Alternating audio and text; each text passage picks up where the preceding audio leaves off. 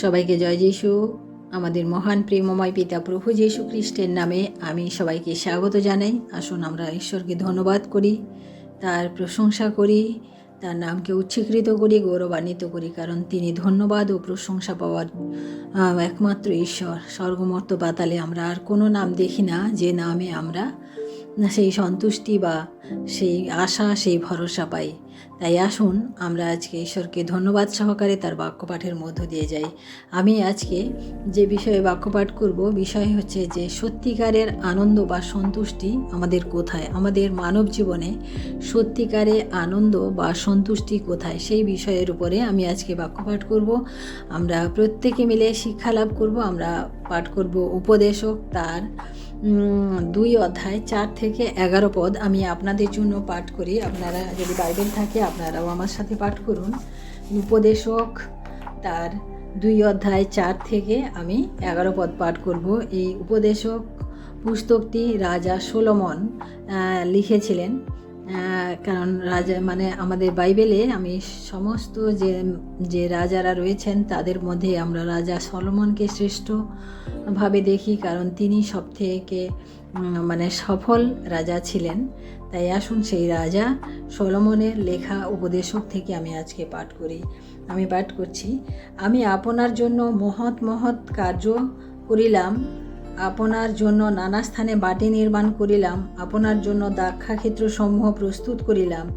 আমি আপনার জন্য অনেক উদ্যান ও উপবন করিয়া তাহার মধ্যে সর্বপ্রকার ফলবৃক্ষ রোপণ করিলাম। সেই বৃক্ষোৎপাদক বনে জল সেচনার্থে আমি নানা স্থানে পুষ্করণী খনন করিলাম।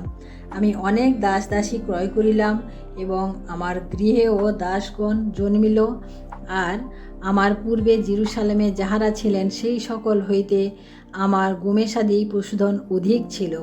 আমি রৌপ্য ও সুবর্ণ এবং নানা রাজার ও নানা প্রদেশের বিশেষ বিশেষ ধন সঞ্চয় করিলাম।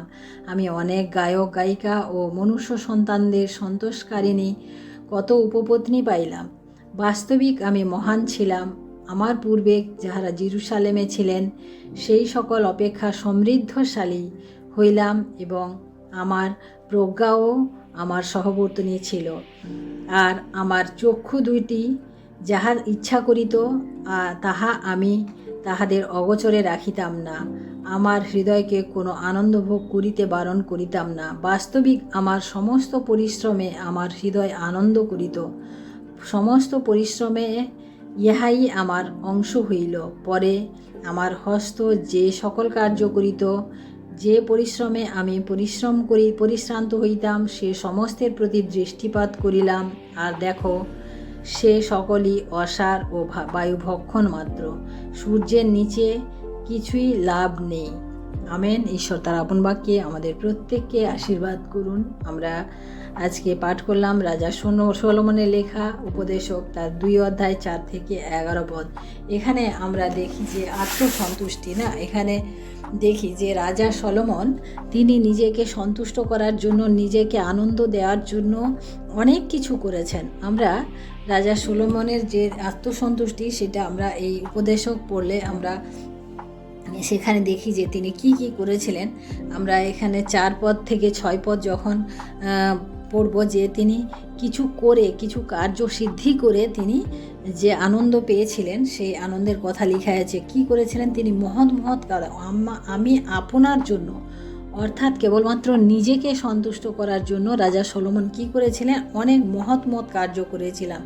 আপনার জন্য বাটি নির্মাণ করিয়াছিলাম, দ্রাক্ষাক্ষেত্র প্রস্তুত করিয়াছিলাম, আপনার জন্য অনেক উদ্যান, অনেক উপবন, অনেক কিছু করেছিলাম, পুষ্করণী খনন করেছিলাম এবং অনেক দাস দাসী আমার ছিল। আমার পূর্বে জেরুসালেমে যারা ছিল তাদের থেকে অনেক অধিক পশুধন আমার ছিল, স্বর্ণ রৌপ্য এবং বিভিন্ন রাজ্যের যে মুদ্রা, সেই সমস্ত কিছু তিনি সঞ্চয় করেছিলেন। বিভিন্ন অনেক গায়ক ছিল, গায়িকা ছিল এবং সর্বোপরি কী ছিল, তিনি কি বলছেন যে অনেক উপপত্নীও আমার ছিল। সমস্ত কিছু তিনি মানে নিজেকে সন্তুষ্ট করার জন্য তিনি সমস্ত কিছু রেখেছিলেন। এবং তিনি এটাও নিজের মুখে স্বীকার করেছেন যে সেই সকল সমৃদ্ধশালী, মানে আমি একজন সমৃদ্ধশালী লোক ছিলাম, এবং আমার পূর্বে যারা এখানে ছিল, জেরুজালেমে যারা ছিল তাদের থেকেও আমি অনেক বেশি সমৃদ্ধশালী ছিলাম। এবং তিনি আরও বলেছেন যে আমার চক্ষু, আমার এই দুটি চোখ যা কিছু ইচ্ছা করতো, যা কিছু দেখতো, মানে তার দৃষ্টি মানে অগোচরে আমি তাদের রাখতাম না, আমি সমস্ত কিছু এনে হাজির করাতাম।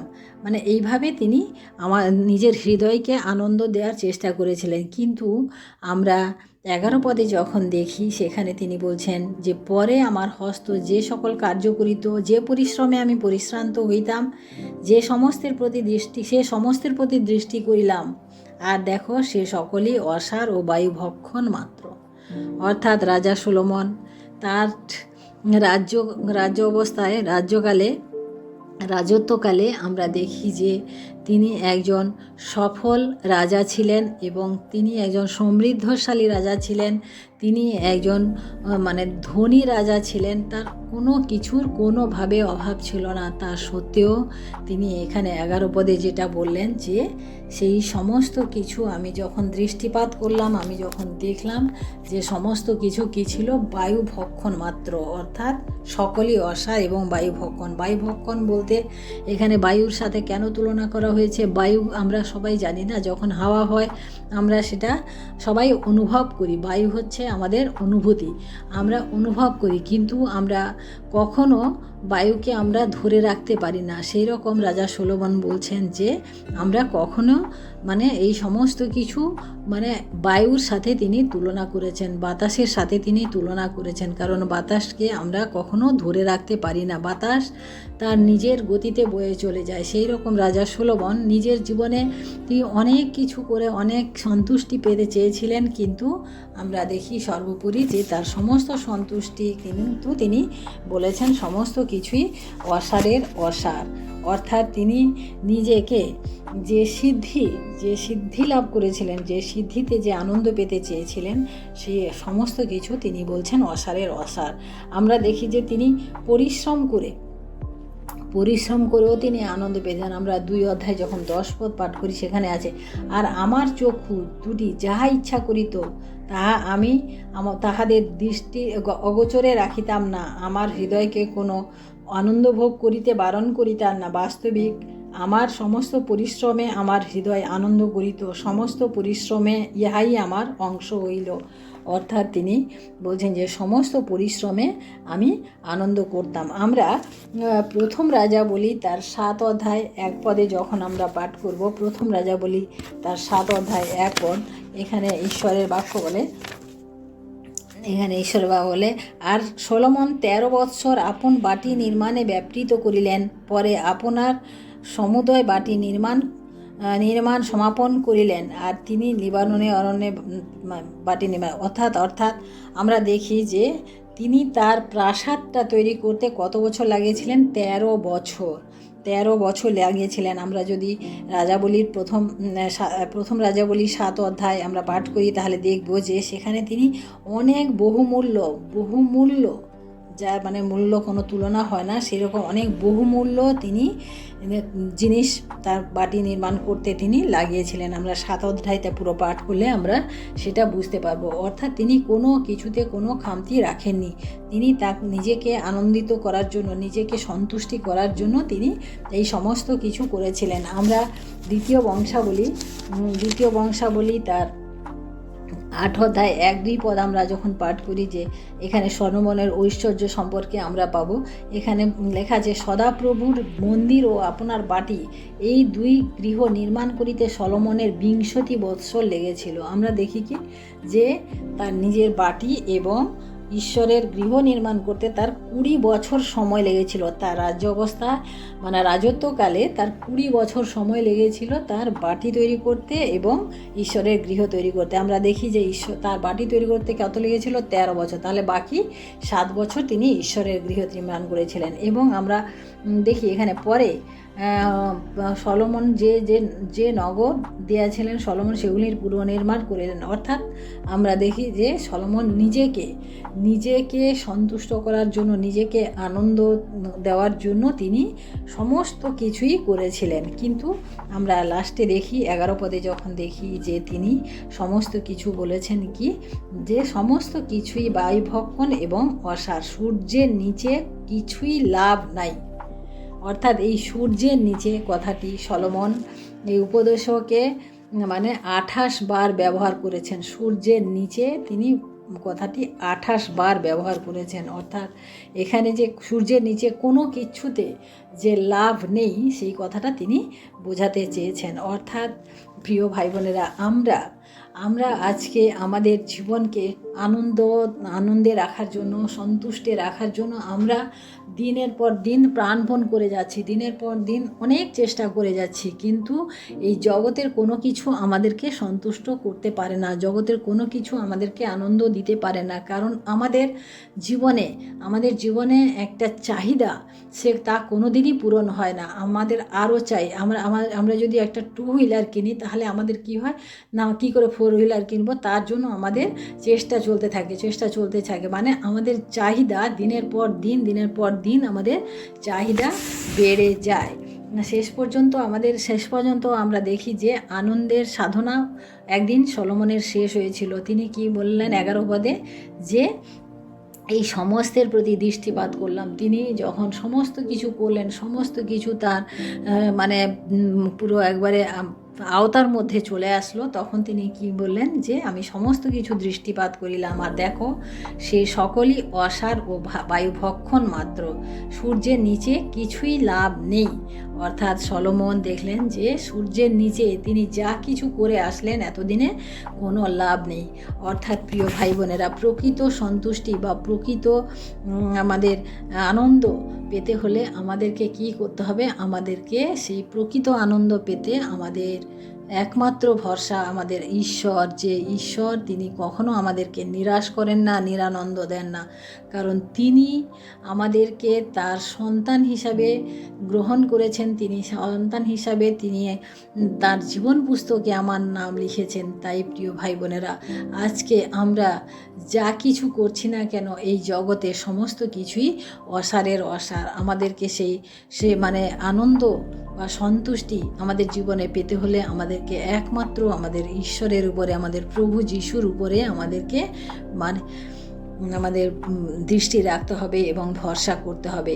এবং তারপরে আমাদেরকে কি করতে হবে? আমরা শুধু প্রভু যিশুর উপরে দৃষ্টি বা ভরসা রাখলে হবে না, ঈশ্বরের উপরে শুধু ভরসা রাখলে হবে না, আমাদেরকে কি করতে হবে? আমাদের পাপ থেকে দূরে আসতে হবে। কারণ সলোমন রাজাও একদিন তিনি এত কিছু করার পরেও আমরা যদি পুরো দেখি, পুরো রাজা বলি পাঠ করি, তাহলে আমরা দেখব যে সলোমন রাজাও পাপে পতিত হয়েছিলেন। তিনিও অনেক পাপ করেছিলেন, তিনিও অনেকবার বিবাহ করেছিলেন। তাই আমরা দেখি যে এই জগতে কোনো কিছু আমাদেরকে সন্তুষ্টি দিতে পারে না, কিন্তু আমাদের এই সন্তুষ্টির চাহিদায় দৌড়াতে আমরা কি করি? পাপে পতিত হই। আমাদের জীবনকে আমরা পাপের দিকে নিয়ে যাই। কারণ আমাদের লোভ করা পাপ, আমাদের উচ্চ আকাঙ্ক্ষা যেগুলো আমাদের অন্যের দেখে আমরা করি, সেটাও আমাদের পাপ।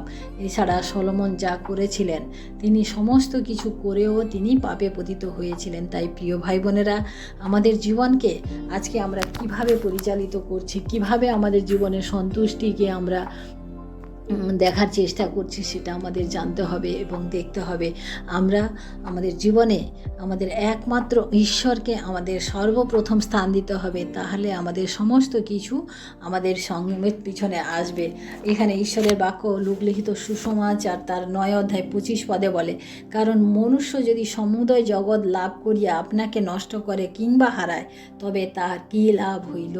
অর্থাৎ ঈশ্বরের বাক্য বলে যে আমরা যদি সমস্ত পুরো জগৎ আমরা জয় করলাম, কিন্তু আমাদের নিজেদের আত্মাকে যদি আমরা নষ্ট করে ফেলি তাহলে আমাদের আর কী লাভ হলো। সেই জন্য প্রিয় ভাই বোনেরা, আমরা জগতের পিছনে না ছুটে আমরা যেন আমাদের ঈশ্বরের পিছনে ছুটি।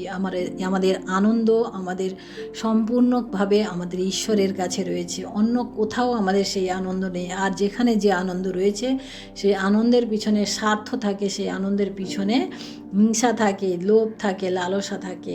কারণ আজকে আপনি যা কিছু করছেন, আপনার গাড়ি বাড়ি আপনার সমস্ত কিছু, আপনি কিন্তু সব কিছু ভোগ করতে পারবেন না, আপনি কিন্তু সমস্ত কিছু নিয়ে যেতেও পারবেন না। কারণ আপনি এসেছেন খালি, আপনাকে যেতেও হবে খালি। তাই আমাদেরকে সেই সমস্ত বিষয় সম্পত্তি, সেই সমস্ত কিছুর উপরে মোহমায়াকে আমাদেরকে ত্যাগ করতে হবে এবং আমাদের প্রভুর পিছনে থাকতে হবে। কারণ এই জগতে আমরা পরবাসী, আমরা কয়েক দিনের মাত্র।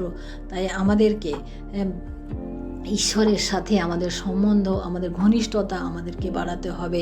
সলোমন যেটা বুঝতে পেরেছিলেন এবং তিনি করেছিলেন, যে তিনি বুঝতে পেরেছিলেন যে এই জগতে, এই আকাশের মানে সূর্যের নিচে যা কিছু রয়েছে সমস্ত কিছুই অসার এবং বায়ু ভক্ষণ মাত্র। আমরা উপদেশকে তার নিজের লেখা আমরা পড়ে বুঝতে পারি যে তিনি পশ্চাতাপে নিয়ে এসেছেন, নিজেকে তিনি অনুতাপ করেছেন যে সমস্ত কিছু তিনি করেছেন তা কোনোটাই কোনো লাভের নয়, কোনোটাই তাকে আনন্দ দিতে পারেনি।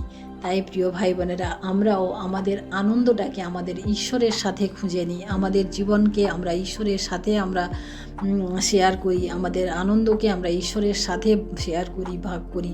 তাহলে দেখবেন আমরা কোনো রকম আমাদের অসুবিধা হবে না। আসুন আমরা প্রার্থনা করি, ঈশ্বরকে ধন্যবাদ দিই, তার এই সুন্দর বাক্যের জন্য আমরা প্রার্থনা করি। Hallelujah, hallelujah, hallelujah. মহান প্রেমময় পিতা, তোমার মহানামে ধন্যবাদ প্রশংসা করি প্রভু। আজকের এই সুন্দর সময় প্রভু আরেকটিবার তোমার এই সুন্দর বাক্য পাঠ করে বুঝতে পারলাম প্রভু গো, এই জগতে কোনো কিছুই আমাদিগকে সন্তুষ্ট রাখতে পারে না বা কোনো কিছুই আমাদিগকে আনন্দ দিতে পারে না। তাই প্রভু গো, আমাদেরকে প্রভু এই শিক্ষা তুমি দিয়েছো প্রভু, এই শিক্ষাকে যেন আমরা গ্রহণ করে আমাদের জীবনে কাজে লাগাতে পারি প্রভু। আমরা যেন প্রভু সম্পদের পিছনে, আমরা যেন অর্থের পিছনে, আমরা যেন দৌলতের পিছনে না ছুটোছুটি করি প্রভু। আমরা যেন সেই তোমার পিছনে ছুটি প্রভু, তোমার বাক্যের পিছনে ছুটি প্রভু। তোমার বাক্যের পিপাসা যেন আমাদের আরও বৃদ্ধি পায় প্রভু। তুমি আমাদেরকে সাহায্য করো, আশীর্বাদ করো প্রভু। দয়াল যিশু বাবা, তোমার কাছে আমি আমার সমস্ত অপরাধের ভার রাখি প্রভু। তুমি ক্ষমা করো, আশীর্বাদ করো। প্রত্যেক ভাই বোনকে তুমি ভালো রাখো এবং প্রত্যেকের জীবনে তুমি কাজ করো। সমস্ত মহিমা গৌরব প্রশংসা তোমাকে দিয়ে এই বিনতি প্রার্থনা চাই আমাদের মুক্তিদাতা ত্রাণকর্তা প্রভু যীশু খ্রিস্ট তোমারই নামে, আমেন। সবাইকে জয় যিশু, সবাই ভালো থাকবেন। জয় যিশু।